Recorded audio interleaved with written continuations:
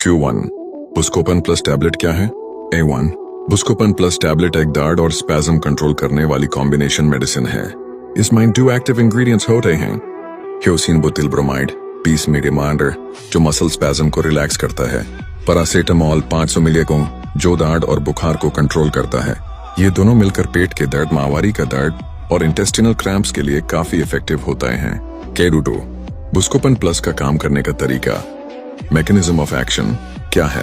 2 बुस्कोपन plus का action 2 stages में होता है। ह्यूसिन बुतिल ब्रोमाइड ब्रेन और गुट के नर्व्स पर एक्ट करता है, जहां ये मुस्करिनिक रिसेप्टर्स ब्लॉक करता है।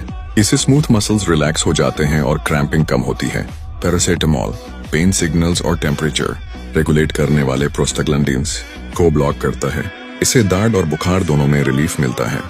दोनों मिलकर डबल बेनिफिट देते हैं।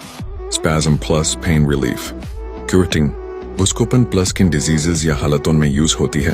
3 ये टैबलेट उन हालतों में यूज की जा सकती है जहां पेट, यूट्रस या गट के मसल्स कॉन्ट्रैक्ट कर रहे होते हैं।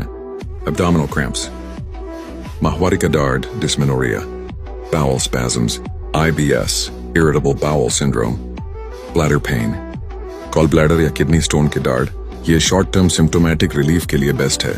Q4 क्या बुस्कोपन प्लस सिर्फ एडल्ट पेशेंट्स के लिए है? 4 ये हान बुस्कोपन प्लस सिर्फ 12 साल से बड़े लोगों के लिए सेफ समझी जाती है। छोटे बच्चों में इसे यूज करना मुश्किल हो सकता है क्योंकि पैरासीटामोल 2 से ज्यादा हो सकती है। हाँ, या एंटीकोलिनर्जिक इफेक्ट्स रिस्क बना सकते हैं। चिल्ड्रन के लिए बुस्कोपन सिरप या लोअर डोज अवेलेबल है। क्यूरसियर इसका रूटीन डोसेज क्या होता है? A5 जनरल एडल्ट डोसेज होती है 1 या 2 टैबलेट्स हर 6 से 8 घंटे के बाद, ज्यादा से ज्यादा 6 टैबलेट्स इन 24 आवर्स। किसी भी नई मेडिसिन का डोसेज डॉक्टर की सलाह के बगैर एडजस्ट नहीं करना चाहिए, स्पेशली अगर पेशेंट को लिवर या किडनी प्रॉब्लम हो। क्यूरसी इसका ओवरडोज होने पर क्या असरात हो सकते हैं? X अगर बुस्कोपन प्लस का ज्यादा डोसेज ले लिया जाए तो कुछ सीरियस साइड इफेक्ट्स हो सकते हैं। लिवर डैमेज स्पेशली पैरासीटामोल की वजह से, हार्ट पैल्पिटेशंस, डिजीनेस या fainting, breathing difficulty, confusion specially elderly patients में। ऐसे में इमरजेंसी केयर लेना जरूरी है। सेल्फ मेडिकेशन से परहेज करें। Q7 इसके साइड इफेक्ट्स क्या हैं? 7 साइड इफेक्ट्स यूजुअली माइल्ड होते हैं, मगर कुछ लोगों में स्ट्रॉन्ग इफेक्ट्स भी हो सकते हैं।